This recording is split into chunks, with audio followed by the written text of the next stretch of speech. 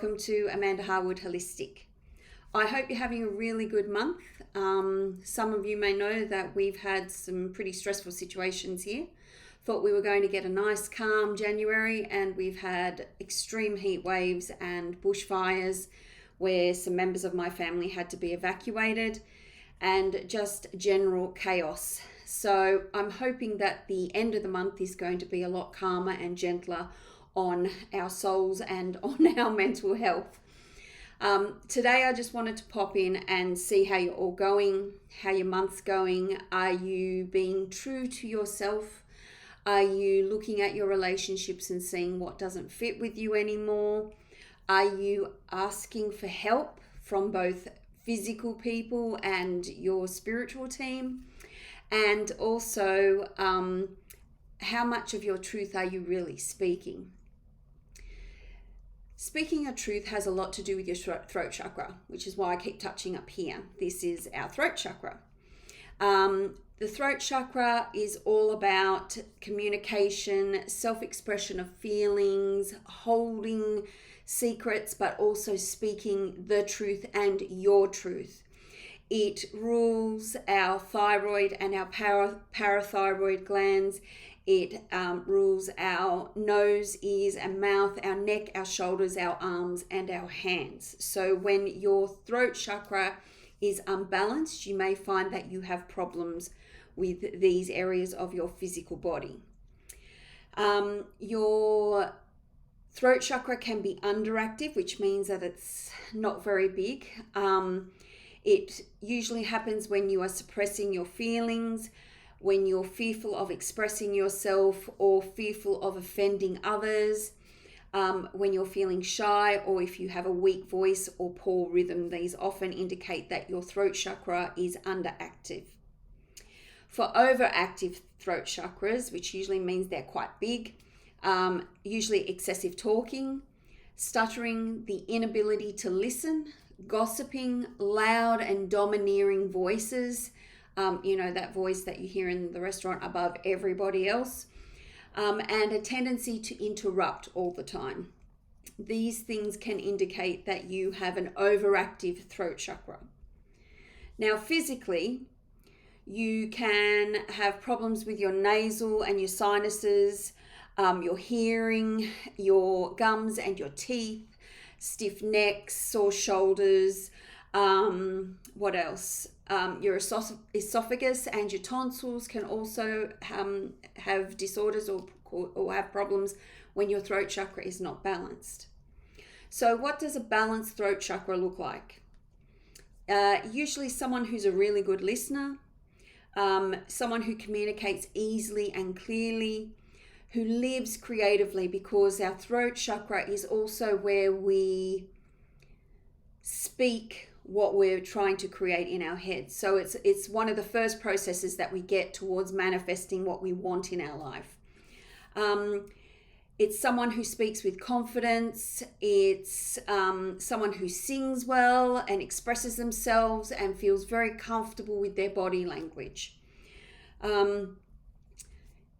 Your chakras can go in and out depending on what's happening in your life at the moment. But why I wanted to speak about the throat chakra at the moment is because it has a lot to do with speaking your truth.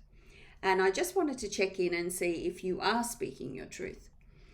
Often if you are, say, in a conversation with someone and you hold back on what you really want to say, you might find afterwards that your throat feels a bit scratchy or sore. And that usually indicates that you haven't spoken your truth. Now, when I say about speaking your truth, I do want to say speaking your truth should be spoken without hurting people's feelings. There are ways to speak your truth where you get to speak your truth and people understand it and hear it. If you say it in an aggressive or judgmental or angry way, then the person that you're trying to tell is most probably not going to hear you. They're going to immediately put their walls up and will just think you're an ass. So there is a way that you can speak your truth and keep your friends. Anyway, So I just wanted to check in and just remind you that this month is about authenticity. This whole year is about authenticity, but we've started off strong in January with being authentic, mostly to ourselves, but also in our dealings with others. So to finish off this little video, I'm just going to do a reading. Excuse me. This is a new deck that I've got today. I got a few days ago, called the Seed and Sickle Oracle deck by Fez Inkwright. Really pretty deck. I mean, you look, even the inside has been lovely done. Now, what I really like about this deck is that it's actually 2 decks in one. So we have a deck that can tell you what she calls dawn, and this is all about moving forward in your life, the projects that you're trying to expand, the new beginnings, all that sort of stuff. So if you want to do a reading for that, you look at this dawn book.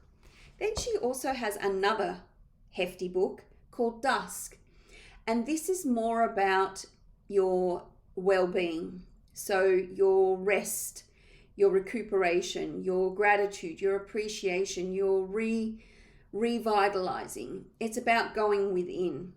So this one is outward. What are you actually doing? And this one is going inward. And they're really great. And the cards are absolutely gorgeous looking.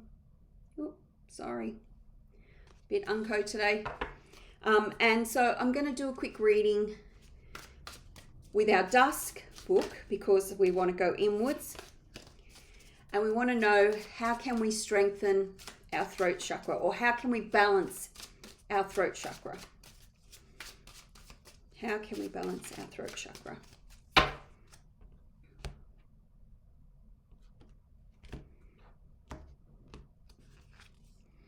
Okay, so we've got number 6, Poppy. And I can already tell you that Poppy is all about rest and recovery. Well, something similar, because didn't Dorothy go into the poppy field and fall asleep? So let's have a look anyway. I'll read from the guidebook because these are really new cards to me. So we've got, we've got the right card. And number 6, so Poppy. Oh, loss, grief, the passing of regret. Okay, so I'll just read from the guidebook. In Greek mythology, the poppy was created by the goddess Demeter to grant herself restful sleep after the loss of her daughter Persephone. The poppy has a reputation for granting repose, but its relationship with death makes it the perfect plant to address feelings of grief and regret. Grief does not have to relate to the death of a loved one. Life is full of little losses, be that of a relationship, small freedoms, times, or places, any number of things. These can build up, creating a barrier to moving forward and creating new connections. No matter how small or old these unresolved feelings may be, take them out and examine them. Enjoy their better memories and then move forward free from any negative feelings that might be holding you back. Okay, so that's pretty pertinent to this month, because if you remember in the January reading, I did talk about how you might find that some of your relationships don't really fit you anymore, that now that you're coming into your true authentic self, you might find that you have a differing of opinions or a differing of outlooks that just don't match anymore, and you really can't see a way around them. So this one is telling you it's okay to grieve those losses. Very pertinent for me again, because I'm grieving the loss of my mum, but I am also grieving the changes, or the changes that are happening in mine and my family's lives at the moment with the death of my mum. So if you've got little things, little endings that have happened this month, it's okay to feel that grief and feel that sadness, as long as you don't wallow in it. Okay, so that's it for this video. I hope you enjoyed it, and I hope that you enjoy a safe and happy and cool rest of January, and I will see you in the next video. Bye.